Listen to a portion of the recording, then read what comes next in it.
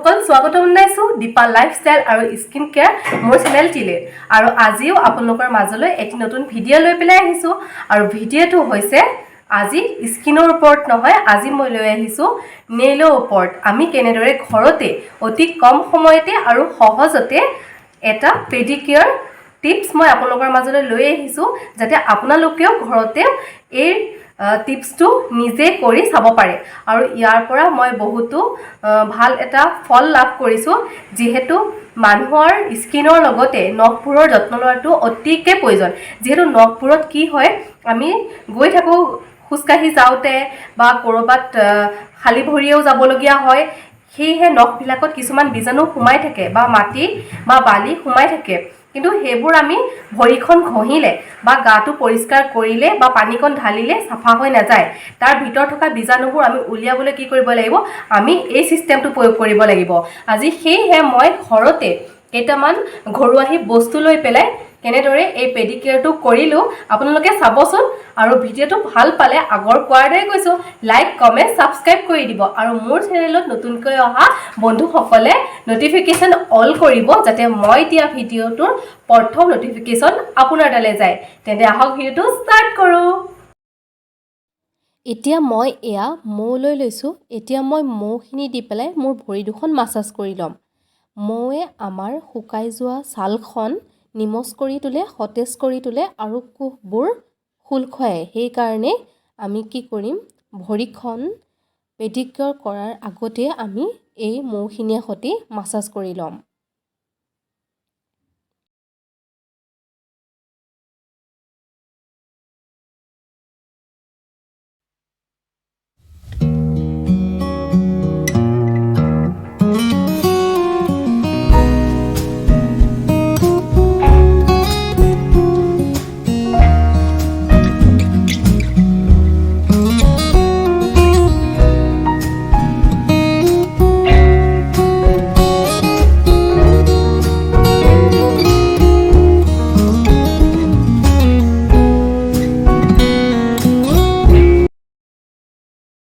এতিয়া এয়া দেখিছেনে মোৰ মাসাজ কৰি হৈ গ'ল এতিয়া মাসাজ কৰাৰ পাছত মোৰ ভৰি দুখন বহুতখিনি অইলি দেখা পাইছে আৰু নিমজ দেখা পাইছে লগতে ভৰি দুখন পৰিষ্কাৰ দেখা পাইছে এতিয়া প্ৰথমে মই এই চৰিয়াটোত অকনমান উমি গৰম পানী লৈছো এতিয়া এয়া দেখিছেনে তাতে মই নিমখ এচামুচ দি দিম যেহেতু নিমখখিনিয়ে আমাৰ বীজাণু নাশ কৰিব আমাৰ ভৰিখন অপৰিষ্কাৰ হৈ থাকিবও পাৰে সেইবাবে নিমখে বীজাণু নাশ কৰিব আৰু এতিয়া মই তাতে নেমু এক চামুচ দি দিম আৰু নেমু দিয়াৰ লগে লগে আমাৰ ভৰিখন উজ্জ্বল দেখা পাব সেইবাবে মই নিমখৰ আৰু নেমুৰ ৰস 2 চামুচ ইয়াতে মই মিশ্ৰণ কৰি ললো এতিয়া কি কৰিম এই চৰিয়াত থকা পানীখিনিত মোৰ ভৰি দুখন তিয়াই ৰাখিম এতিয়া এয়া দেখিছেনে মই ভৰি দুখন এই গৰম পানীখিনিত ডুবাই ৰাখিছো কিয়নো এই গৰম পানীখিনিয়ে আমাৰ ভৰি দুখনক আৰাম দিব আৰু আমাৰ ৰক্ত সঞ্চালনো বৃদ্ধি কৰিব আৰু আমাৰ ভৰিৰ কিছুমান খজুৱতি বা পুৰণি এই সমূহৰ পৰা আমাক পৰিত্ৰাণ পেলাব এই পানীখিনিয়ে আৰু এই পানীখিনিত যেহেতু মই নেমু আৰু নিমখ দি লৈছো আৰু আমাৰ ভৰি দুখন কোমল কৰি তুলিব আৰু ভৰি দুখন কোমল হোৱাৰ লগে লগে মোৰ কটাত সুবিধা হ'ব আৰু এতিয়া দেখিছেনে মই ইয়াত অলপমান শ্যাম্পু লৈছো আপোনালোকে বিভিন্ন ধৰণৰ শ্যাম্পু ইউজ কৰিব পাৰে যেটো আপোনালোকৰ ওচৰত আছে বৰ্তমান এতিয়া মই এডাল ব্ৰাছ দি পেলাই এতিয়া মোৰ ভৰি দুখন এনেকৈ পৰিষ্কাৰ কৰিম ভৰি দুখন ব্ৰাছৰ সৈতে মাজি লৈছো যেহেতু ভৰি দুখনত নখখিনিত কি হ'ব পাৰে কিছুমান ধূলিকণা ৰৈ যাব পাৰে চকুৰে মনিব নোৱাৰা সেইবাবে মই ব্ৰাছডালে সৈতে ভৰিৰ নখখিনি পৰিষ্কাৰকৈ শ্যাম্পু দি পেলাই মুজি লৈছো এতিয়া আকৌ তাৰ পাছত কি কৰিম আপোনালোকে ভিডিঅ'টো সম্পূৰ্ণকৈ চাই থাকক এতিয়া মই কি কৰিম এটুকুৰ নেমু লৈ পেলাই মই নখখিনি সাফা কৰি ল'ম যেহেতু নেমুৱে আমাক বেক্টেৰিয়া আৰু এন্টিফাংগাল গুণ থাকে য'ত আমাৰ বেক্টেৰিয়া আৰু বীজাণুবোৰ নাশ কৰে সেইবাবে মই নেমু কণ দি পেলাই নেমু টুকুৰা দি মোৰ নখখিনি পৰিষ্কাৰ কৰি ললো এতিয়া এখন সাফা টাৱেল দি পেলাই এনেকৈ ভৰি দুখন চাফা কৰি ল'ব। ভৰি দুখন ধুব নালাগে, যিহেতু আমি নেমু দি পেলাই নখখিনি পৰিষ্কাৰ কৰি লৈছিলোঁ। তথাপিও নখখিনি যেতিয়া আমি এতিয়া পেডিকিউৰ কৰিব গৈ আছোঁ, সেইবাবে এখন টাৱেল দি পেলাই এনেকৈ নখখিনি চাফা কৰি ল'লেই হ'ল। আৰু তাৰপিছত মই কি কৰি আছোঁ, আপোনালোকে মোৰ ভিডিঅ'টোৰ লগত জড়িত হৈ থাকক। এতিয়া এটা বাতিত মই এচামুচ চেনি আৰু 1 চামুচ নেমুৰ ৰস দি ল'ম। এতিয়া এই চেনি আৰু নেমুৰ ৰসখিনিয়ে মোৰ ভৰি দুখন স্ক্ৰাব কৰি ল'ম। স্ক্ৰাব কৰিলে কি হ'ব, আমাৰ ছালৰ বন্ধ হৈ থকা কোষবোৰ খোল খাব আৰু সুতাৰ পৰি যোৱা ছালখন নিমজ কৰি তুলিব। সেইবাবে মই পেডিকিউৰ কৰাৰ আগতে মোৰ ভৰিৰ আৰু নখখিনি স্ক্ৰাব কৰি ল'ম। আৰু এনেদৰে এই মিশ্ৰণটো প্ৰয়োগ কৰিম। আপোনালোকেও এনেকৈ মিশ্ৰণটো প্ৰয়োগ কৰি চাবচোন।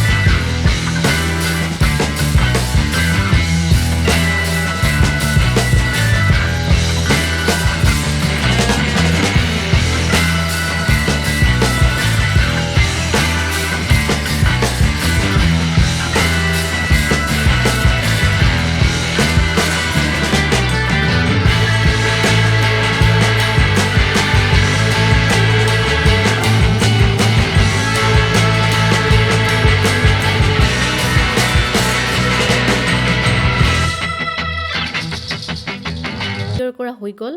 আৰু আগতকৈ বহুতো ভাল দেখা পাইছে আৰু পৰিষ্কাৰ হৈছে আপোনালোকেও এনেদৰে ঘৰতে নিজে পেডিকিউৰ কৰি চাবচোন আৰু ভিডিঅ'টো ভাল পালে আগৰ কোৱাৰ দৰে কৈছোঁ লাইক কমেণ্ট আৰু ছাবস্ক্ৰাইব কৰি দিব আৰু মোৰ চেনেলত অহা নতুন বন্ধুসকলে মোৰ ইউটিউব চেনেলটোৰ ন'টিফিকেশ্যনটো অল কৰিব যাতে মই দিয়া ভিডিঅ'টো প্ৰথম আপোনালোকৰ ওচৰলৈ যায় তেনে আজিলৈ বাই বাই